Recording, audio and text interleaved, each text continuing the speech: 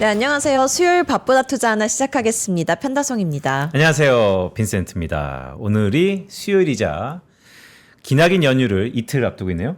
그쵸. 네. 내일만 지나면 이제 긴 연휴가 시작이 됩니다. 맞습니다. 어떠셨어요, 이틀 동안? 제가 없는 동안 좀 허전하지 않으셨어요? 저야 뭐 엄청 푹 들어오는데 엄청 허전했죠. 아니, 그래도 네. 우리 이성원 PB가 아주 잘해줬다고 네. 소문이 자자하던데요. 맞습니다. 그래도 여전히 편다성이다라는 얘기도 있었습니다. 자, 오늘은 분당 WN센터에서 오셨죠? 최혜란 차장과 함께합니다. 어서 오세요. 안녕하세요. 저희 한 달만? 네, 정도 됐죠? 한 달 만에 뵙습니다. 시간이 진짜 빠르네요. 네, 매번 오실 때마다 퇴직연금, ETF 등등에 대해서 어느 정도 전략적인 큰 함의를 주시는 분인데, 자, 오늘의 토픽은 어떤 겁니까? 네, 오늘 저는 최근에 시장에서 많이 이슈가 되고 있는 포트폴리오 위주로 설명을 드릴 건데요. 먼저 테슬라 ETF와 그다음에 미국 AI 소프트웨어 ETF, 그리고 시장에서 최근에 많이 주목되고 있는 국내 주식 액티브 ETF 소개해드리겠습니다.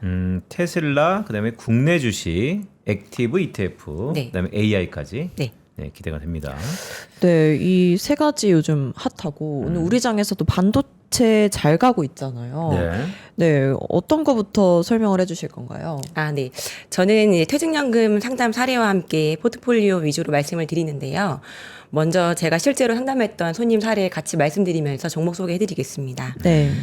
최근 우리나라 시장뿐만이 아니고 미국, 중국까지 굉장히 뜨겁잖아요. 그래서 손님께서도 연금 계좌에서 주식 노출도를 굉장히 높이고 싶어 하세요. 네. 그리고 최근에는 단일 종목에 특화되어 있는 ETF를 많이 찾으시곤 하는데 요즘에 많이 물어보시는 게 연금 계좌에서 테슬라 투자할 수 있는지 삼성전자 투자할 수 있는지 많이 물어보고 계세요. 네. 근데 아시다시피 연금 계좌에서는 주식 거래 단위 종목은 거래가 안 되잖아요. 네. ETF를 통해서 간접적으로 투자를 해야 되는데, 그래서 저는 이 손님에게 테슬라 관련된 ETF를 소개를 해드렸습니다.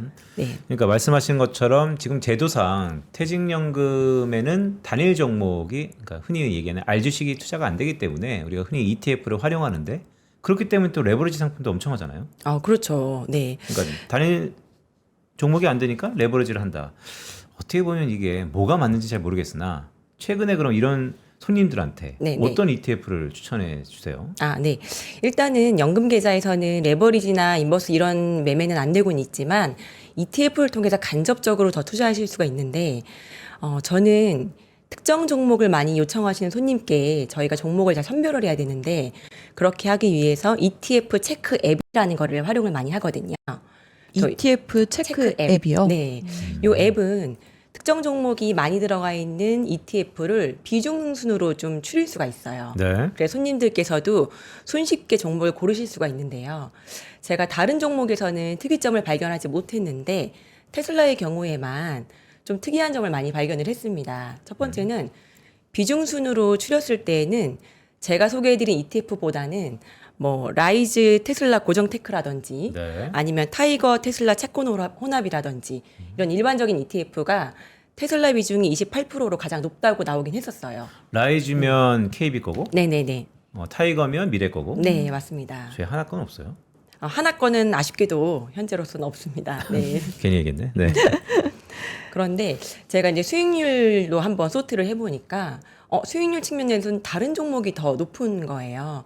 지금 같은 시장에서 테슬라가 많이 급등을 했는데도 불구하고 왜 비중이 높은데도 수익률은 저조할까 확인을 해봤더니 수익률 측면으로 봤을 때에는 제가 소개해드린 에이스 테슬라 밸류체인 액티브가 가장 높게 나오긴 했습니다. 네. 제가 에이스, 준비한 네. 장표 같이 보시면은요. 네. 그 에이스 테슬라 밸류체인 액티브는 좀 특이한 부분이 그 구성 종목에 대해서 한번 살펴보시면은요. TSLL, TSLT, TSLR이라는 테슬라 레버리지 2배짜리 ETF가 편입이 되어 있는 게 특징입니다. 아니 이거는 종목 탑10 중에 테슬라가 그냥 50%잖아요. 그렇죠. 이거를 그러니까 이건 그래서 테슬라 밸류체인 액티브. 네, 맞습니다. 네, 그냥 테슬라 사는 거죠. 네, 네. 그래서 이제 ETF 체크 앱에서는 단일 종목으로만 비중을 소트하다 보니까 이런 부분을 거르지를 못했던 것 같고요. 그래서 항상 종목을 비교할 때는 비중순도 보시고 수익률 면도 같이 보셔서 가장 내가 원하는 종목의 노출도가 높은 거를 찾으시는 데 도움이 많이 되셨으면 좋겠습니다. 네. 그러니까 최근 흐름을 봤을 때 테슬라 관련돼서 우리가 이런 ETF를 한번 추천해 드린다. 네. 이렇게 말씀을 좀 주셨는데 네, 네. 알겠습니다. 네, 근데 이 종목 중에 1번 종목 있잖아요. 네네. TSL의 펀드. 네네. 이게 테슬라 주가 움직임을 2배로 늘리는 펀드라고 알고 있는데 네, 맞습니다. 투자자들이 최근에 이익 실현에 나서면서 가장 큰 월간 유출 기록을 세울 전망으로 보인다고 들었거든요. 네. 여파는 없을까요? 네, 맞습니다. 저는 사실 뭐 레버리지 투자 같은 거를 손님들한테 막 자주 권하고 있지는 않은데요. 이 상품인 경우에는 노출도를 높이기 위한 하나의 방안으로 활용을 했던 것 같습니다. 그리고 말씀 주신 대로 테슬라가 급상승하면서 아마 이익 실현하는 매물이 좀 많아졌을 네. 수 있어요. 근데 제가 준비한 자료를 같이 보시면 이제 이게 최근에 테슬라 관련된 기사를 제가 좀 모아봤습니다. 네. 여기에 다양한 내용이 나와 있는데 제가 이제 중반부에 보시면 테슬라가 이제 주가 하락이 좀 우려가 되면서 이제 아무래도 공매도 세력들이 공매도를 하려는 이런 움직임이 많이 포착이 됐었죠.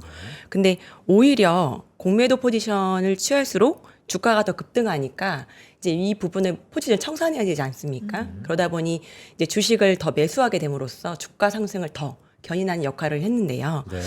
저는 이제 테슬라가 뭐 오를 때마다 항상 이슈가 되고 있는 것처럼 이제 조금 떨어질 조짐이 보인다 아니면 이익 실현 매물이 급증하고 있다라는 것처럼 이런 이야기가 나올 때 저는 이런 쇼커버링 이슈 때문에 오히려 더 강력하게 주가가 견인됐던 것 같습니다. 네. 그러니까 테슬라의 뭐 TP도 오르고 자금도 모이고 네. 디렉션에서 얘기하는 레버리지 상품도 잘 팔리고 네네. 등등이 공매도 숏 포지션을 밟고 지래 네. 계속해서 오를 수 있는 개연성이 있다. 이런 네, 말씀이시죠? 맞습니다. 네.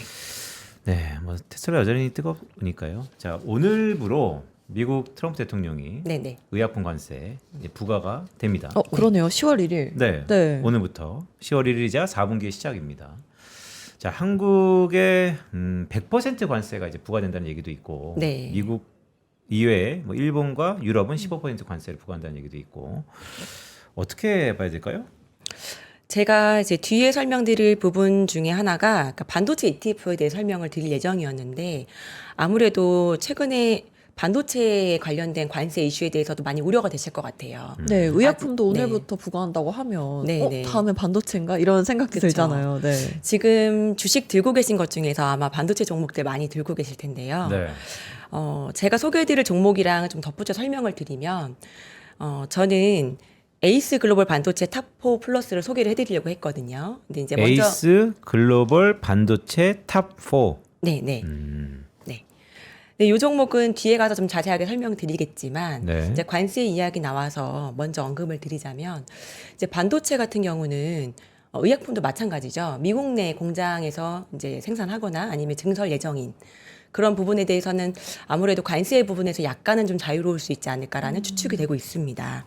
근데 뭐 삼성전자, SK하이닉스 그리고 뭐 TSMC 제가 이제 추천해드릴 ETF에 많이 편입이 돼 있는 종목인데 이 종목들은 아무래도 관세 영향이 좀 자유로울 수 있기 때문에 확정될 때까지 조금 더 지켜보시는 관망세가 좀 필요할 것 같습니다. 네.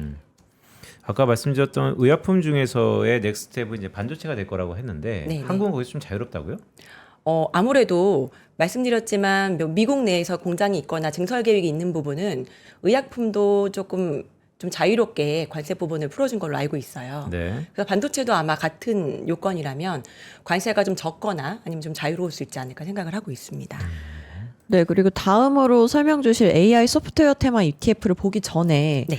가져오신 장표를 보면 네. IRP 계좌 연금 지급 순서라고 되어 있잖아요. 네. 여기서 1, 2번과 3, 4번의 금액에 운용 포트폴리오가 달라져야 한다라고 써져 있는데 이건 무슨 내용이에요? 네. 제가 이제 퇴직연금 상담 사례하고 ETF 설명드리다 보니까 네. 퇴직연금에 대한 이론적인 부분을 빼먹을 수가 없어요. 왜냐하면 제가 포트폴리오를 제안 드릴 때 이 부분을 가장 중점적으로 두고 설명을 드리거든요. 아, 그래요? 네네. 네, 장표 한번 띄워보시죠. 네. 네. 요거는 두 번째 상담 사례 손님이신데요. 실제 제 손님 IRP 계좌 총액이 6억 5천만 원 정도 되시는 손님의 사례입니다. 네, 이분 같은 경우는 6억 5천만 원이 구성된 게 손님이 이제 세액공제 받으려고 2억 정도 이제 긴 시간 동안 입금하신 금액이 있고요. 그리고 추가 입금하신 금액도 존재하고 퇴직금도 받으셨어요. 그리고 운용 수익도 발생했기 때문에 이 모든 금액에 다 합산해서 6억 5천만 원을 이루고 있는데 왜 이게 복잡하게 구성되어 있는 금액에 대해서 말씀을 드릴까 의아해하실 거예요. 네. 네, IRP 계좌는 금액의 한 계좌에 금액이 있다고 하더라도 이 구성된 금액의 원천이 굉장히 중요합니다. 네. 네, 이유는 IRP 계좌에서 향후에는 어쨌든 연금으로 지급을 받게 되시잖아요. 근데 연금으로 받을 때 이 금액이 다 뭉쳐져 가지고 섞여서 연금으로 나오는 게 아니라 자금의 원천별로 순서가 정해져 있습니다. 나오는 순서가. 그래서 간단하게 결론적으로 설명드리면 내가 불입한 연금 IRP 계좌이지만 내가 연금으로 받을 땐 결국엔 자산이 매도돼서 나오는 거잖아요. 네. 그럼 매도 순위가 뒤로 밀리는 자산이 있을 거란 말이에요. 그럼 먼저 나오는 금액하고 매도가 한참 뒤 순위인 금액하고는 포트폴리오 구성 자체가 달라져야 된다. 저는 그런 식으로 접근을 했습니다. 그 시간이 오래 걸려요? 그럼요. 아. 6억 5천이라는 금액을 연금으로 받으려면 네. 최소 10년에서 20년 정도 보통 신청을 하시거든요. 아, 그러니까 매도 순서가 상품의 매도 순서가 네. 그 타임 레그가 네네. 상품마다 뭐 한 6개월, 1년씩 이렇게 걸려요? 그런 건 아닌데 상품마다 다른 게 아니라 제가 설명드렸던 이 자금의 원천들의 순서가 정해져 있게 되니까 아무래도 퇴직금 3억하고 세액공제용으로 입금한 2억하고는 그 시차가 5년 정도는 벌어지게 됩니다. 네. 이거는 제도를 충분히 다 세액 공제를 받으려면 네네. 받고 매도하려면 이렇게 걸린다는 거죠? 네, 맞습니다. 네. 그러니까 그 기간 전에 매도하면 세액공제를 못 받는 건가요? 그렇죠. 네. 이거는 아주 일반적인 손님 그냥 쭉 적립하시고 퇴직금 받고 연금으로 수령하는 우리 주변에 볼 수 있는 직장인들 분들께서 이러한 형태로 계좌를 운용하고 계시거든요. 네. 네. 그래서 제가 제안드렸던 거는 단순한 금액 총액에서 몇 프로는 요 상품, 몇 프로는 요 상품 이렇게 하는 것보다는 어차피 이번에 연금으로 받게 되실 거니까 그 타임 테이블을 적용해서 상품을 제안드린 케이스이고요. 제가 제안드렸던 상품은 일단 두 가지로 크게 볼 수 있을 것 같아요. 하나는 그 순번이 2번인 퇴직할 때 받은 퇴직금이 이제 먼저 나오게 되는데 네. 이 부분은 좀 중장기 성장성이 뚜렷한 상품을 한번 해보자 이렇게 제안을 드렸고 세 번째로는 이제 연말정산 때 세액공제 받은 부분 있잖아요. 요거는 5년에서 10년 동안 계좌에 계속 머물러야 돼요. 그럼 이거는 좀 중장기 성과가 아닌 장기적으로 좀 두고 볼 수 있는 포트폴리오를 한번 해보자. 네. 이렇게 나눠봤습니다. 네. 그러니까 의미가 있네요. 네. 동일하게 IRP 계좌를 나중에 매도할 때 찾을 때 네네. 매도 자산은 별로 전략을 다시 가져가야 된다. 네, 맞습니다. 네. 의미가 있군요. 네. 근데 그렇다면 이게 매칭이 지금 됩니까? 예를 들어서 퇴직금은 어디다 투자하고 장기 투자할 때는 어디다 투자하고 최근에 어때요? 네. 제가 이 손님 상담 드리면서 추천드렸던 상품은 이제 크게 세 가지가 있는데요. 두 가지는 이제 중장기 성장성이 뚜렷한 우리 글로벌 반도체하고 AI 소프트웨어 네. 소개를 해드렸고 세 번째는 제가 서두에 말씀드렸던 국내 주식 ETF인데 아주 액티브하게 운용을 잘하는 ETF가 있습니다. 네. 그거를 제가 소개를 해드렸고요. 장기는요? 완전 장기는 모르겠어요. 완전 장기 사실 증권사에서 완전 장기라는 게 있을까 모르겠지만 실질적으로 완전 장기라고 하면은 뭐 지수형도 저는 괜찮을 것 같고요. 지수 스파이 같은 주종형. 거? 네네. 지수형으로. 네. 그래서 일단 제가 소개드린 상품 한번 말씀드려볼까요? 네. 장표 보시면 에이스 글로벌 반도체 탑4 플러스입니다. 네. 아까 서두에서도 반도체 이야기 많이 해드렸죠. 이 상품 같은 경우는 글로벌 반도체 기업 시가총액 10개 종목에 투자를 하는데 특이점은 4가지 종목에 좀 집중 투자한다는 거예요. 네. 그 4가지 종목은 그 섹터별로 메모리, 비메모리, 파운드리, 장비 이렇게 각 20%씩 투자를 하는 특징이 있습니다.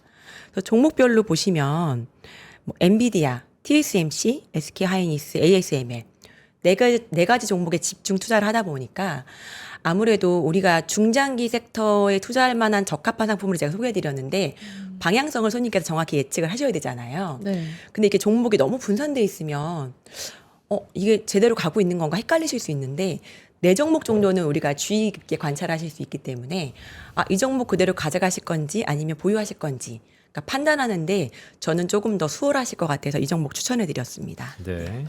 그러니까 탑4에 그냥 산수의 평균 비슷하게 20%씩 네. 딱 들어가는 거네요. 네, 그러니까 다 사고 맞습니다. 싶다 밸류체인을. 네. 근데 이게 YTD가 40%가 넘었어요?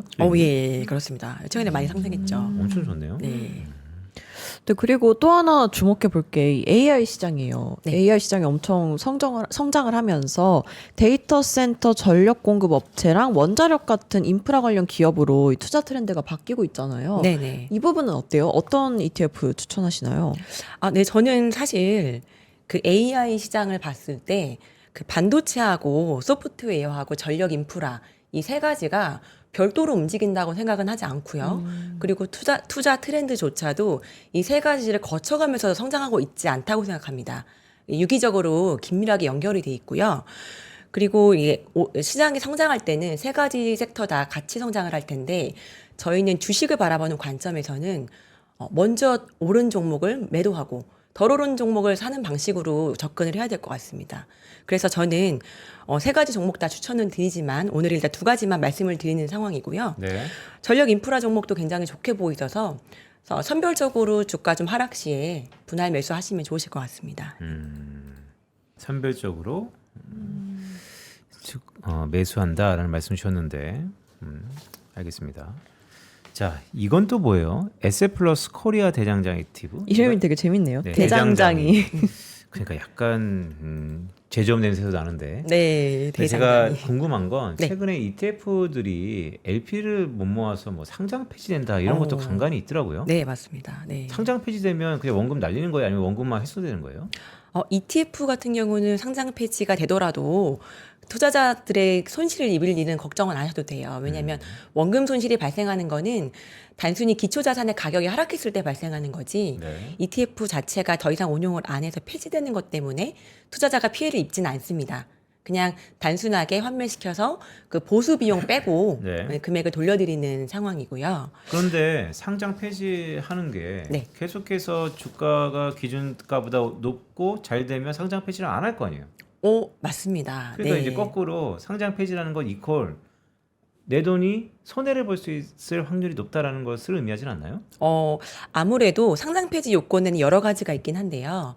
제일 큰 요소가 이제 그 시가총액이 이제 50억 미만이 되면 상장 폐지 요건에 해당이 돼요. 그죠, 네. 규모. 네, 규모가. 네. 근데 이제 아무래도 예전에 우리 코로나 이후에 많이 ETF가 상장이 많이 됐는데 메타버스 ETF, 2차 전지 ETF 지금 갖고 계신 손님들 손실률이 아마 많이 크실 거예요. 근데 그만큼 주가도 많이 하락해 있는데 자산 유출도 계속 이어지고 있어서 아무래도 상장 폐지 우려가 많이 되실 것 같긴 합니다. 네. 상장 폐지 우려가 많이 된다. 그러면 말씀하셨던 것처럼 내 ETF가 어느 순간 신경 안 쓰고 있었는데 상장 폐지되면 최혜란 차장님 같은 분이 전화합니까? 이만저만해서 상장 폐지된다? 보통은 이제 상장 폐지 요건이 해당되면 이제 공시하게 돼 있습니다. 이제 운용사에서. 그래서 공시하게 돼 있기 때문에 이제 고객들이 공시를 보고 판단을 하실 수도 있고, 그 다음에 이제 증권사의 PB분하고 거래를 하시면 당연히 직원분께서 이제 연락을 드리겠죠. 이제 거래하시는 종목, 이렇게 상장 폐지 요건이 있어 현금으로 지급될 예정이다. 그 원치 않으면 그 전에 미리 매도를 하셔야 된다. 네. 뭐 이런 식으로 저희가 안내는 하고 있습니다. 그러면 이제 현실적인 좀 얘기 좀 해볼까요? 네. 이게 뱅크런하고 비슷한 거잖아요. 왜냐하면 어떤 ETF가 50억 원 간당간당해요. 한 51억 원 정도 거래하고 있어. 그러면 최혜란 사장님은 고객한테 자 간당간당하니까 팔자라고 합니까? 아니면 지켜보자고 합니까? 저는 사실 섹터, 그러니까 테마형 ETF 자체를 장기 보유하는 거 선호하지는 않아요. 아, 그래요? 예, 왜냐하면 이러한 일들이 사실 오늘 내일 있었던 일은 아니거든요. 네. 저는 웬만하면 섹터형 ETF는 그 상승률과 하락률 기준 좀 정해서 어느 정도 터치하면 좀 정리를 하는 편이긴 하고요. 그리고 이 손님, 예를 들어서 이런 이제 손님이 이미 발생을 했어요. 50억 미만 간당간당한데 이거 어떻게 끌고 가야 되는지. 근데 저는 최근에 오르는 시장에 오히려 더 베팅을 해야 된다고 생각을 하기 때문에 점진적으로 좀 비중을 줄이는 걸로 상담을 많이 드리고 있습니다. 네. 그러면 이 ETF의 생명력은 뭐예요? 왜냐하면 이 50억 원이라는 게 많은 의미를 주는 게 네. ETF가 처음에 규모가 어느 정도 되니까 또 상장을 하고 어느 정도 시세를 낼 텐데 네. 이게 50억 원이라는 게 간당간당 한다는 것은 사실 이 ETF의 테마의 생명이 그렇죠. 끝났다고도 우리가 간주할 수 있는 거잖아요. 물론 다시 살아날 수도 있는 거지만. 그렇죠. 네. 그러니까 우후죽순으로 싹 다 만들었다가 보통 우리가 책을 내면 한 2주 안에 쇼부를 친다 그러거든요. 2주 안에 이 책이 계속해서 팔릴지 아니면 사그라질지. ETF는 어떻습니까? 저도 말씀 주신 거에 좀 공감을 하는데요. 아무래도 ETF라는 게 테마성 ETF는 제목부터 굉장히 자극적이잖아요. 어디에 투자를 할지 명확하게 알 수 있고. 근데 이제 생명력이 잃는다는 것은 그 들어가는 종목에 대한 인기가 많이 줄어든다는 뜻을 뜻합니다. 그래서 저는 이런 ETF를 대할 때 단기적인 매매에는 적합하지만 장기적으로는 좀 어울리지 않는다고 네. 말씀을 드렸었는데요.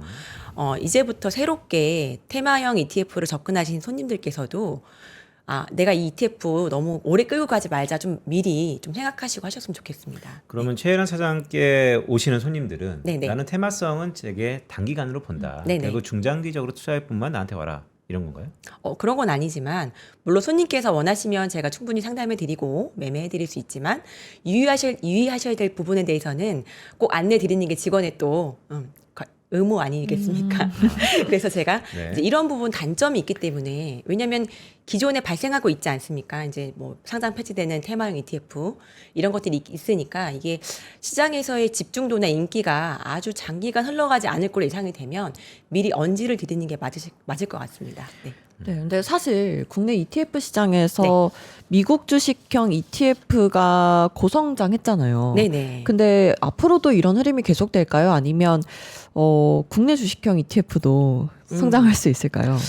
제가 아까 말씀드렸던 뭐 코리아 대장장 ETF 제가 굉장히 네. 좋게 보고 있는 ETF인데 액티브하게 참 운용을 잘해요. 근데 저는 ETF를 볼 때 이게 국내냐 미국이냐를 두고 이게 뭐 고성장이 있을 거다 없을 거다를 판단하기보다는 이제 운용하는 결과로서 많이 보고요. 그다음에 네. 두 번째는 최근의 트렌드가 이렇게 국가를 나눠서 상품을 만들기보다는 글로벌 ETF로 많이 상장을 시키거든요. 근데 이유가 이제 국가에 대한 그 기준점을 좀 없애려고 하는 것 같아요. 그 산업 내 섹터 내 1등 기업을 이제 ETF에 편입하는 게 요즘의 트렌드이기 때문에 굳이 국가를 이제 뭐 기준점을 삼아서 이렇게 판단할 필요는 없다고 생각하고요. 그리고 이제 셧다운이 좀 우려가 되고 있잖아요. 네. 아무래도 미국 주식이 단기적으로는 좀 많이 출렁일 걸로 예상은 합니다. 네, 그래서 미국 주식 ETF 많이 갖고 계실 텐데 그 고비만 좀 넘기면 아무래도 고성장 좀 이어갈 수 있지 않을까 생각은 합니다. 그러면 현실적으로 추석 바로 전에 네, 지금쯤 관리 고객들한테 어떤 콜을 돌립니까? 말씀하셨던 것처럼 1시간 반 남았어요. 셧다운 가능성이 높다. 네. 그리고 사실 어제 기준으로 추석 때 현금이 필요하신 분들은 어제 다 포지션이 끝났거든요. 네. 그렇죠. 네. 오늘부터는 또 다른 지평이란 말이죠. 오늘 같은 이런 날에는 어떻게 멘트를 하세요? 저는 오늘 같은 경우에는 일단 저희가 할 수 있는 역할은 불안감을 최소화시키고 투자를 이어갈 수 있고 그다음에 좋은 판단을 할 수 있게 제시해 드리는 거라고 생각해요. 그래서 어떤 부분이 맞아서 정말 매도해야 됩니다, 가져가야 됩니다라고 단언하기보다는 심리적인 부분을 잘 저희가 케어해야 된다고 생각을 하거든요. 네. 셧다운 우려가 되긴 하지만 그간의 이력을 보면 장기가적으로 이어졌던 이력은 없는 것 같아요. 네. 그래서 오히려 어제도 미국 시장에서 조금 약세다가 다시 반등했던 것도 이 부분이 오히려 그 매수의 기회가 될 수도 있다 또는 금리 인하에 좋은 재료가 될 수가 있다라고 해석을 하는 부분이 좀 많은 것 같습니다. 그래서 저희가 그 주식 시장을 대할 때 어떠한 그 공포가 있을 때마다 저희가 지금 하고 있는 공포 탐욕 시그널처럼 네. 공포에 좀 투자를 하고 탐욕이 있을 때 좀 즐기는 이런 식으로 손님의 그런 멘탈을 좀 잘 케어해 드리는 게 제 역할이라고 생각을 하고 있습니다. 반전 네. 매력인데요. 공포의 사고, 탐욕에 팔자주는데 즐긴다 즐겨야죠. 그래갖고 다 편다성화 되는 거 아니야? 다 즐기는구나. 그리고 저는 이게 궁금한 게 어제 미국장이 네. 셧다운 우려가 있었고 경기 둔화 우려가 있었지만 오히려 이게 금리 인하 시그널로 네. 해석이 되면서 네네. 강세장으로 마무리를 했잖아요. 그렇죠. 그럼 네. 이런 장에서는 금리 인하가 만약 된다면 어떤 ETF를 추천을 하시나요? 저는 이제 금리 인하가 되기 전에는 금리 인하로 인해서 좀 오를 수도 있을 것 같은 종목을 많이 추천을 해드렸어요. 예를 들어서 네. 뭐 제가 그전 방송에 소개해드렸지만 네. 미국 국제 장기물이라든지 아니면 고배당주라든지 아무래도 금리 인하가 되면 그런 쪽으로 좀 매수가 더 수요가 있을 것 같다. 네. 추천을 많이 해드렸는데 저는 오히려 금리 인하가 적극적으로 단행이 된다라고 하면 오히려 이런 기술주, 미국 기술주나 성장주에 더 집중을 하셔야 된다고 생각을 합니다. 금리 인하 하기 전까지는 미국채 장기 네네. 관련된 상품을 세일즈하다가 네. 추천하다가 네. 금리 인하가 본격적으로 되면 네. 오히려 AI 빅텍이라는 네. 베타가 높은 상품으로 네. 빠르게 전환시킨다. 네. 근데 오히려 금리나 수혜주 중에 바이오주들도 있잖아요. 네. 근데 바이오주들은 이런 AI 반도체보다는 좀 덜 선호하시는 건가요? 그거는 이제 저의 개인적인 선호도에 따른 건데요. 아무래도 제가 그동안에 매매했던 손님들의 성향이 손님의 성향에 따라서 저도 더 연구하고 공부하게 되니까요. 그래서 AI나 아니면 미국 고성장 종목에 대해서 많이 고민을 하셔서 저도 같이 그거에 맞춰서 성장을 해왔고, 물론 말씀 주신 대로 금리 인하가 되면 의약 바이오 종목도 네. 상당히 고성장할 걸로는 보고는 있습니다. 네. 알겠습니다. 뭐 금리 인하가 거의 다 최근에 모든 악재를 다 누르고 있으니까요. 자, 이 대장장이 액티브 다시 한번 좀 말씀 좀 주세요. 네. 결국 성과가 좋았다는 건가요? 아니면 부정적이었다는 건가요? 대장장이 ETF 관련해서 기사 몇 개 한번 가져와 봤는데요. 네. 네. 같이 보시면 좀 제목에서 좀 놀라셨을 거예요. 투자 유의 종목이 된다. 뭐 이런 우려가 된다라는 제목의 기사인데, 요 종목의 경우에는 투자 유의 대상이 상관 계수에 미달한다는 거예요.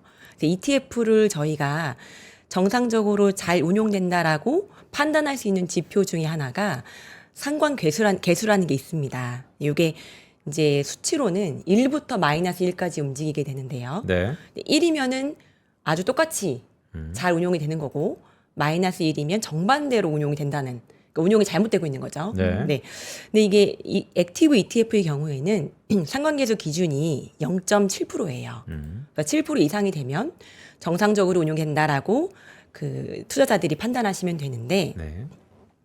이 ETF의 경우에는 상관계수 0.7보다 미만으로 수치가 나온 겁니다. 네.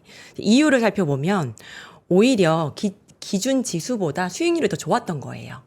그래서 상관계수에서 벗어나는 이상한 일이 벌어졌습니다. 그래서 이렇게 투자 유의된다고 유의의 우려가 된다고 기사도 나오고 공시에도 나왔는데, 오히려 저는 이 내용이 그 코리아 대장장이 액티브 ETF의 운용 성과가 좋다라는 반증이 된 것 같아요.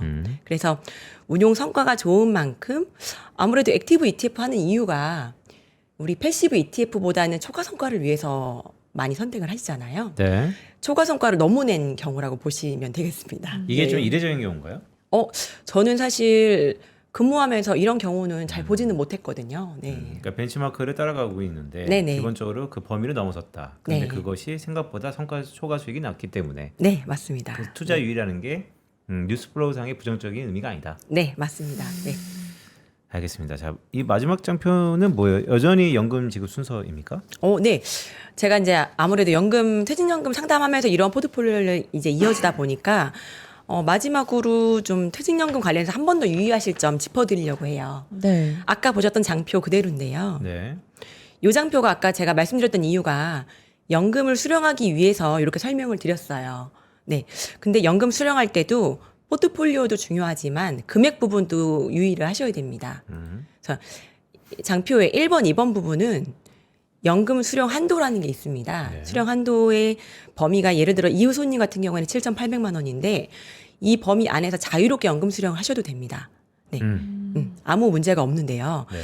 3번, 4번으로 넘어가면은 1,500만 원 이상 초과돼서 연금을 받게 되신다. 그러면 종합과세 신고 대상이 되시거든요. 네. 근데 손님께서 연금 지급 신청을 하실 때 이런 부분을 놓치시고 나는 연금 수령 한도가 7,800이니까 연간 뭐 5, 6천 받아도 문제 없겠지. 그래서 이렇게 연간 이렇게 출금을 하시고 또 다른 투자를 하시고 이렇게 하셨어요. 근데 이렇게 3번, 4번의 그 시차가 될수록 조심해야 되는 부분을 이제 물론 직원이 언지를 드릴 수도 있지만 손님께서도 한번 알고 계신다면 불필요한 세금 납부나 이런 부분을 좀 피하실 수 있을 것 같아서 장표를 준비해봤습니다. 아, 이게 퇴직연금 계좌에 있었던 수많은 상품들이 장기간 투자하면서 네네. 세액공제, 세금 부분들을 다 공제받은 이후에는 네네. 내가 내 맘대로 빼서 써도 종합소득과세에 걸려요? 오, 네, 맞습니다. 네. 이런 게 어딨어? 그러면 이거 너무나 좀 제도적으로 안 좋은 거 아니에요? 사실은 몇 년 전까지만 해도 그게 1,200만 원이 한도였고요. 네. 지금은 1,500으로 늘어난 상황이긴 합니다. 심지어 늘어난 네, 거예요? 네, 늘어난 상황이고요. 근데 이제 앞으로 이제 연금에 대한 중요성이 많이 강조가 되면서 네. 예전보다는 이제 젊은 세대부터 연금에 입금하는 좀 분위기가 많이 형성이 되고 있어요. 네. 그렇게 되면 연금 수령할 때 금액이 더 커지지 않습니까? 네. 그리고 예전보다는 이제 매체나 이런 게 발달이 돼서 주식 투자도 많이 활발이 되니까 아무래도 연금 투자도 ETF나 이런 걸 활발하게 거래하시다 보면 운용 수익도 많이 쌓이실 거 아니에요. 그래서 저는 이제 제도 당국에서 이런 부분 좀 완화 좀 해줬으면 좋겠어요. 아니 너무 타이트한 것 왜냐면 같습니다. 55세부터 이제 타기 시작한단 말이죠. 네, 네, 그런데 왕창 벌었어. 진짜 한 10억 있어. 네, 그러면 1년에 뺄 수 있는 게 세금 안 내려면 그렇죠. 1,500만 원씩 빼야 된다는 거잖아요. 네, 맞습니다. 그럼 내가 20년 동안 더 살아야 되는 건데 이게 좀 이상한데? 아무래도 이제 시간이 좀 흘러가면 트렌드가 좀 바뀌니까 조금은 완화되지 않을까 기대는 좀 개인적으로 하고 있고요. 그리고 제가 연금 지급 순서 말씀드렸지만 그 퇴직금 부분은 사실 자유로워요. 네. 퇴직금은 내가 정말 열심히 내서 받은 퇴직금이기 때문에 그런 부분은 종합과세에 해당이 되진 않지만 제가 이제 손님들께 따로 입금하신 금액에 대해서만 좀 유의하셔야 되기 때문에 그런 부분 염두를 좀 하셨으면 좋겠습니다. 네. 네, 쭉 들어보면 이러나 저러나 세금이 가장 그쵸. 신경 써야 될 부분인 것 같아요. 그러니까 장기 투자하는 데 있어서 세금을 꼭 고려해야 되는데 근데 최혜란 차장이 아까 갖고 오신 IRP 계좌의 지급 순서가 다르다는 게 그렇죠. 저도 되게 간과할 수 있었는데 좀 괜찮은 전략이다라는 생각이 좀 드는데 자 어떻게 할까요? 할 거 다 했습니다. 네. 전반적으로 저는 가장 궁금한 게 네. 연휴잖아요. 연휴 전후에 고객들의 심리적인 그런 불안감들이 가장 증폭될 것 같아요. 특히나 맞아요. 이례적으로 제가 통계를 보니까 한 20년 내 가장 긴 연휴 중에 또 하나거든요. 두 번째로 긴가 그럴 텐데 이렇게 긴 연휴를 앞두고 마음 편하게 잠시 뭐 그냥 현금으로 찾지 뭐 이런 건 번 사람들 얘기고 그렇죠. 이렇게 지수가 오르는데 시가총액 1, 2위만 달렸다고 한다면 SK하이닉스를 갖고 있는 우리 편다송 아나운서 같은 사람들은 좋지만 대부분 이제 화장품 갖고 있는 주들은 좀 울상이란 말이죠. 네. 이럴 때는 어떻게 솔루션을 주세요? 저는 이제 아무래도 명절이 긴 명절 앞두고 일주일 전부터 많은 문의를 하세요. 네. 어떻게 하면 좋을지. 근데 저는 사실 지금은 좀 늦긴 했지만 매도할 수 있고 매수할 수 있는 전략이 남아있는 시일이라면 저는 이런 말씀을 드렸어요. 일단 과도하게 수익난 뭐 SK 하이닉스도 좋고요. 삼성전자도 좋고 좀 일부 수익 실현을 하는 걸로 말씀을 드리긴 그래요? 했습니다. 수익 실현 해야 되는 거구나. 근데 분할 이제 매도인가요? 그렇죠. 근데 일부 수익 실현 하는 이유는 이 종목에 대해서 랠리가 끝났다고 판단해서 하는 게 아니라 네. 보통 손님들이 한 종목만 가지고 있지는 않거든요. 말씀하셨듯이 화장품 종목도 가지고 계신 분도 있고 아직도 게임주나 이런 것들 갖고 계신 분도 많이 있습니다. 그리고 최근 네이버 많이 상승했지만 그렇죠. 과거에 40만 원대 매수하신 분들 아직도 맞아요. 울면서 기다리고 계신 분도 있는데요. 2차전지도 그렇고. 네, 저는 분명히 다시 텀이 돌아올 걸로 믿고 있고 네이버에도 좋은 소식이 지금 있잖아요. 네. 그래서 일부 좋은 종목의 수익 난 거는 뭐 한 30% 정도는 수익 실현을 해서 좀 과감하게 좀 물탈 수 있는 기회를 많이 만들자. 사실 저희가 할 수 있는 거는 손님들의 불안감을 좀 케어하고 수익을 더 극대화시킬 수 있는 조언을 해드리는 거잖아요. 네. 그래서 저는 그런 쪽으로 많이 말씀을 드렸습니다. 그러면 간단히 얘기하면 삼성전자, SK하이닉스로 번 돈을 네. 네이버에 물타자? 네이버에 물타셔도 좋고 아니면 화장품주나 2차전지 지금 흐름을 보면 2차전지도 ESS 소형전지 에너지 장치에 관련해서 좀 좋은 뉴스가 많이 나오고 있어요. 네. 주가의 수급이나 이런 건 좀 지켜보셔야 되겠지만 저는 수익이 과도하게 난 거 지금 반도체 갖고 계신 분들 30% 이상 나셨을 거예요. 더 났죠. 네. 물어볼까? 엄청 났잖아요. 네, 뭐 거기서 30% 덜어내서 네. 조금 좀 아픈 손가락에 물을 탄다는 개념으로 이렇게 좀 하셨으면 좋겠습니다. 아픈 손가락은 계속 아파야 되는 거 아니에요? 아닙니다. 아니에요? 아니죠. 아픈 손가락은 나아야죠. 네, 나야죠. 치료해야죠. 아픈 네. 손가락은 네. 물타기로 치료해야 된다. 네. 알겠습니다. 자, 이제 추석 연휴가 끝나고 나면 대부분 시장의 컨센이 이제 실적 시즌으로 돌입한다 그러는데 저 보내드리기 전에 마지막 질문 좀 드릴게요. 네. 자, 실적 시즌이면 여전히 뭐 삼성전자 잠정 실적을 발표를 해서 컨센서스가 좋거든요. 네. 그렇다면 이럴 때 고객들이 주식만 하는 건 아니잖아요. 그렇죠. 최근 금 투자하셨던 분들이 워낙 해피하고 네. 그러니까 주식 이외에 이런 그러니까 이건 역발상 질문이에요. 주식의 실적 시즌으로 모든 사람들이 한 곳을 쳐다볼 때 그래도 주식을 계속해서 해야 되는 건지 아니면 자산이라는 게 PB 입장에서 배분 다양하잖아요. 그렇죠. 자산 배분 포트폴리오 측면에서 연말로 또 4분기가 시작됐으니까 네. 이런 4분기에는 어떤 포트폴리오가 가장 유망할까요? 네. 제가 항상 고민하는 부분인데요. 이제 손님들 포트폴리오 만들어 드릴 때 올라가는 자산도 분명히 편입을 많이 해야 되겠죠. 근데 항상 이렇게 보험 성격에 혹시 지금은 조금 침체돼 있긴 하지만 시장이 반전됐을 때 아니면 빅테크 종목이 뭐 아무래도 하락할 때 좀 네. 이렇게 빛을 볼 수 있는 좀 그런 종목을 저는 같이 추천을 해드리는데요. 그전 방송에서도 제가 리츠 부동산 인프라 ETF도 많이 말씀드렸고 네. 금현물도 말씀을 드렸는데 네. 금연물 같은 경우에는 최근에 너무 상승하다 보니까 금연물 좋은 건 아는데 금연물 매수하신 손님들이시고요. 이거 말고 조금 담아둘 만한 게 뭐가 있을까 많이 물어보셨어요. 저는 은 투자도 같이 말씀을 드렸는데요. 은. 네, 은. 네, 네. 은도 사상 최고가인데요? 네. 근데 이제 금 대비해서는 음. 은이 조금 더 쫓아오지 않을까라는 생각이 들어서 금만 하나만 쫓아가지 마시고 은도 같이 담아보자. 이런 식으로 해서 조금 2순위, 3순위 이렇게 좀 차선책으로 많이 말씀드렸던 것 같아요. 근데 네. 은은 KRX에 없잖아요, 선물이. 네, 지금은 없고요. 그렇죠. 은 어떻게 투자해요, 그럼? ETF를 통해서 ETF로? 네, 하시면 되겠습니다. 네. 결국 ETF로 기승전 네, 네. 모든 것이 다 ETF로 된다라는 말씀이시죠. 자, 알겠습니다. 자, 최일환 사장님 한 달 만에 다시 오셨는데요. 끝으로 잠깐 시간 드릴게요. 저희 고객님도 있으니까 연휴를 앞두고 어떻게 투자하면 좋겠다 한마디 하시죠. 네. 저는 요즘에 고민 많으실 것 같아요. 왜냐면 종목별로 차등화가 너무 심하고 지수는 많이 올라왔지만 특정 종목만 급상승하는 시장이 지금 나타나고 있는데요. 저는 긴 연휴가 이제 앞두고 있는데요. 너무 고민하지 마시고 긴 연휴 동안에 조금 더 마음을 좀 편안하게 가지시고 그다음에 미국 시장 보시면서 잘 보내시고 그다음에 한 달 뒤에 또 퇴직연금 상담 사례하고 ETF로 다시 한번 찾아뵙겠습니다. 네, 오늘 분당 WM 센터 최혜란 차장님과 함께했습니다. 고맙습니다. 고맙습니다. 감사합니다. 네, 저희는 잠시 광고 듣고 지금 시장의 흐름 알아볼 수 있는 마켓 이슈 하나하나 시간으로 돌아오겠습니다. 부장님, 요즘 입맛이 통 없어요. 왜? 요즘 투자가 다 안 되나 봐? 제가 산 것만 떨어져요. 어떻게 하죠? 그렇다면 밥보다 투자 공부해보는 건 어때?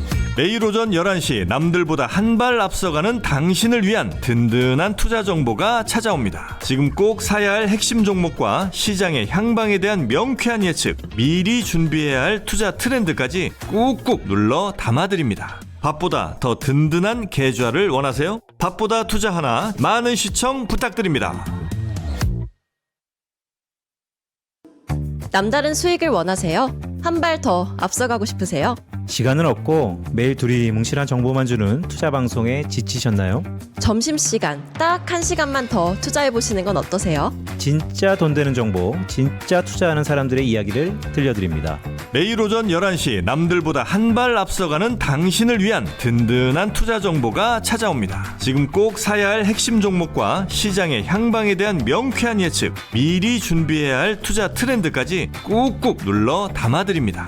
밥보다 더 든든한 계좌를 원하세요? 밥보다 투자 하나 많은 시청 부탁드립니다.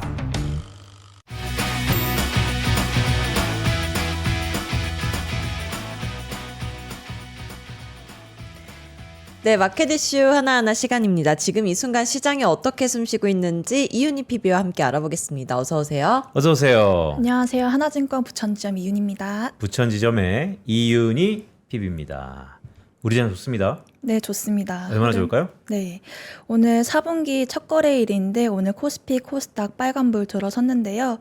오늘 글로벌 시황 말씀 짤막하게 드리면 셧다운 우려에도 불구하고 9월은 조정장이라고 말씀드렸는데도 불구하고 오늘 엔비디아, 화이자가 강세를 보이면서 3대 지수 상승을 견인했습니다. 오늘 우리나라 시장도 코스피 외국인이 4,400억 정도 아주 크게 매수하고 있으면서 코스피 상승 견인하고 있고 코스닥 같은 경우에는 외국인이 200억 정도 소량 매도하고 있고 기관은 550억 정도 매수하고 있습니다. 외국인이 선물 시장은 1,700억 정도 매수하고 있으면서 코스피 현재 시간 11시 40분 기준으로 0.79% 상승하고 있고 코스닥도 0.49% 상승하고 있습니다. 네, 이 정도 강보합이면 시가총액 상위 종목들이 항상 시세를 내는데 업종별로는 어떻습니까? 네, 오늘 삼성전자와 하이닉스가 2%가량 조금 올라주고 있습니다. 반도체 이슈 먼저 살펴드리면 오늘 수출 데이터가 나왔거든요. 9월 수출 데이터가 좋게 나왔습니다. 조금 이따 짚어드릴 건데 9월 수출 데이터가 이제 3년 6개월 만에 최대가 되었고 반도체 수출도 잘 나왔고 디램 가격이 6개월 연속 상승했다고 합니다. 6달러 돌파하면서 오늘 삼성전자, 하이닉스 외에도 소부장 주들도 오늘 상승하고 있는 모습 보여주고 있습니다. 하나 마이크론 같은 경우에도 5.4% 상승하고 있고 오늘 원익 IPS도 3.5% 상승하고 있는 모습입니다. 9월 달에 그러니까 캘린더 데이로 1위니까 9월 수출이 얼마나 잘 나왔죠? 네. 오늘 9월 수출입 동향 말씀드려보면 이제 증가율이 전년 동월 대비 12.7% 상승을 했습니다. 2022년 3월 이후 3년 6개월 만에 최대 증가율이라고 하는데요. 올해 6월 이후 4개월 연속 수출 플러스 흐름 유지하고 있습니다. 반도체 같은 경우에는 YOY 22% 상승했고 자동차도 16.8% 상승을 했습니다. 역대 9월 최대 기록인데요. 미국 관세 영향에도 불구하고 다른 지역으로 국가를 다변화했기 때문에 전체 수출은 크게 증가한 것으로 보여집니다. 반도체는 그러다 치고 자동차 오늘 현대차 어떻습니까? 현대차 오늘 제가 봤을 때 0.23% 강보합 정도이고 기아 같은 경우에는 오늘 그렇게 크게 움직임이 없었던 걸로 아는데 현대차만 조금 움직여주고 기아는 0.4% 빠지고 있는 모습이네요. 네, 그럼 바이오 업종은 어떤가요? 네, 오늘 알테오젠 같은 경우에는 피하 주사제형 키트로다가 마일스톤 351억 수량을 받으면서 오늘 0.98% 올라주고 있고 리가켄바이오 같은 경우에는 이번 달 17일에 유럽 종양학회가 열리는데 넥틴4 전임상 결과를 최초 공개한다는 이슈가 나오면서 오늘 6%가량 급등하고 있는 모습입니다. 네, 시간 좀 여유가 있으니까 컨셉츄얼리 한 번씩 볼까요? 먼저 화장품, 조방원 어때요? 네, 화장품 같은 경우에는 흐름이 조금 나뉘고 있는 모습인데 APR 같은 경우에는 기관들이 5일 연속 순매수하면서 지수를 이끌고 있는 모습이고 그 외에 파마 리서치 같은 경우에는 오늘도 약간의 급락하는 모습을 보여주고 있습니다. 네, 3일 연속 상승했던 걸 좀 되돌리고 있는 모습을 보여주고 있네요. 네. 그리고 네, 조방원은요? 네, 조선 같은 경우에는 이번에 뉴스가 나왔는데 중국 같은 경우에는 품질과 기술 신뢰도가 부족하고 또한 USTR 규제 때문에 오늘 올해 LNG 운반선을 한국이 거의 싹쓸이했다고 합니다. 그와 관련해서 오늘 현대미포, 현대중공업 합병 이슈 앞두고도 상승을 하고 있고 오늘 미포 같은 경우는 2.4% 상승하고 있고 현대중공업은 1.75% 상승하고 있는 모습입니다. 네, 주요 업종들 한번 살펴봤는데 아까 초반에 말씀해 주셨던 것처럼 미증시가 셧다운 우려에도 불구하고 상승을 했잖아요. 네. 이 이야기 좀 더 자세히 해볼까요? 네, 그렇습니다. CNBC랑 LPL 파이낸셜에서 보도가 나온 바로는 2주 이상 셧다운이 지속된 경우가 드물었고 셧다운이 장기 리스크로 확대되거나 경제 지표에 영향을 준 사례가 없다고 분석을 하면서 오늘 투자자들이 저가 매수를 한 경우가 있는데요. 지금 미국 의회의 예산안 합의가 끝내 부결이 되면서 오늘 한국 시간 1시 1분부터 셧다운이 발효가 됩니다. 만약 이게 장기화가 되면 고용보고서가 되게 지금 중요한 시점이잖아요. 금리 인하 앞두고. 네. 이게 뭐 장기적으로 장기화가 된다면 되게 부담이겠지만 그렇게 낙관적으로 해석할 필요도 없고 그렇게 너무 낙관적으로 보면 안 되는 리스크도 있기 때문에 네. 이 셧다운 조금 더 지켜봐야 될 것 같습니다. 네, 미국의 셧다운 이슈가 결국 정부 폐쇄이기 때문에 간헐적으로 나타나지만 변동성 요인이다라는 말씀을 주셨고요. 오늘 제가 속보를 보니까 대통령이 샘 울트만 만난다고요? 네, 오늘 이재명 대통령이 그 오픈AI CEO 샘 올트먼을 만나면서 오늘 전력기기가 뭐 효성중공업, 뭐 주사 에너빌리티도 조금 강세 흐름 보이는 것도 아무래도 이 영향이 있지 않을까 싶기도 하고 또 오늘 이재명 대통령이 AI, 드론, 로봇을 강조했습니다. 관련해서 오늘 에이럭스랑 베셀이 오늘 급등해주고 있는 모습이 나타나고 있습니다. 베셀? 네. 저 종목은 제가 잘 안 들어본 것 같은데 베셀은 시가총액이 어느 정도 종목입니까? 네, 시가총액이 327억 원이어가지고 상당히 넣을까 작네요. 말까 하다가 네. 그래도 급등해주기 때문에 오늘 관심주에 한번 넣어봤습니다. 네, 그래도 연휴 전에 너무 작은 종목들은 또 시세가 좀 조심해야 되니까요. 네. 자, 연기금이 코스닥 뭐 최대 매수하고 있다고요? 최근에 코스닥이 조금 하락폭이 컸는데. 네. 일단 9월 같은 경우 제가 짤막하게 리뷰를 해보면 코스피를 9월 동안 외국인이 7.4조 원 정도 매수를 했습니다. 네, 오늘도 외국인이 매수를 하고 있어요. 네, 9월 17일 기점으로 외국인이 3일 연속 매수한 적이 없었거든요. 계속해서 이제 한 이틀 정도 매수하고 또 하루는 매도하고 그런 흐름이 반복되다가 오늘 오랜만에 3일 연속 순매수하는 모습이 보여주고 있고 그렇지만 다 반도체였다는 점이 조금 눈여겨볼 만하고 기관 같은 경우에는 9월은 반도체와 바이오를 조금 담았더라고요. 10월에도 이 흐름이 이어질지 한번 봐야 될 것 같습니다. 그러니까요. 정말로 외국인들이 삼성전자 이 시가총액 1등 반도체를 싹쓸이하고 있는데 연말에 가서 정말 어떨지 궁금하고 뭐 댓글에 이런 것도 있어요. 판다송 외국인설 그녀가 돌아오면 외국인들이 산다 뭐 이런 것도 있는 것 같은데 현다성 그만 사요, 외국인설 그만 사. 이러시길래 무슨 네. 말이지? 그러니까 그만 좀 사세요라는 게 있습니다. 자, 공포 탐욕 지수 한번 볼까요? 네. 오늘 코스피 공포 탐욕은 73점입니다. 뭐 삼성전자와 SK 하이닉스가 매우 탐욕 구간에 계속 있고 뭐 하나 에어로스페이스 또 91점 정도인데 제가 보기에는 10월은 탐욕에서 매우 탐욕으로 갈 수 있는 종목들을 잘 발굴하는 것도 좋은 전략이지 않을까 생각이 들고 네이버 같은 경우에는 최근에 두나무 이슈가 들어서면서 매우 탐욕 구간에 들어섰는데 한번 네이버 주가 한번 봐보겠습니다. 네이버 네. 주가가 오늘 제가 오전에 봤을 때만 해도 되게 급락하고 있는 모습이었거든요. 네. 아무래도 지금 나스닥으로 이제 네이버 파이낸셜이 상장한다는 이슈가 나오면서 기존 주주들의 반감을 조금 사고 있는 모습인데 네이버 한번 주가 보겠습니다. 그러니까요. 결국 큰 이슈몰이 해서 스테이블 코인 액트, 그러니까 지니어스 액트가 있는 미국으로 간다. 이런 네. 것들이 글쎄요. 뭐 전략적 판단이긴 하지만 좀 아쉽긴 하죠. 어떻습니까? 지금 시세가? 지금 시세 보면 25만 5천 원으로 들어섰는데 저희 부천지점 회의에서도 네이버가 과연 30만 원을 갈까 말까 좀 베팅이 있었는데 저는 안 갈 거라고 베팅을 했거든요. 아무래도 그게 좀 적중한 게 아닌가 싶었습니다. 네, 간다고 적중했으면 더 좋을 뻔했는데. 네, 네이버, 그쵸? 네, 네. 네이버가 이틀 연속 좀 새로운 물량이 나오고 있는 모습입니다. 네, 아까 공포 탐욕 지수 말씀하시면서 탐욕에서 매우 탐욕으로 갈 수 있는 종목들을 보면 좋을 것 같다라고 하셨잖아요. 네. 그건 어떻게 판단하면 될까요? 탐욕에서 매우 탐욕으로 갈 종목들 어떻게 선별하면 될까요? 일단은 이제 3분기 실적 시즌이 나왔으니까 실적이 좋을 것 같은 얘들 수출 데이터 살펴보면서 뭐 화장품도 있을 수 있고 조선 쪽, 조선 기자재, 방사 원전주들이 있을 수 있으니 이런 저희 원큐 프로에서 볼 수 있거든요. 이렇게 탐욕 종목들을 한번 지켜보면서 이 기업들 한번 분석해 보시고 실적이 개선될지 레포트들도 한번 보시면서 선별하는 것도 좋아 보입니다.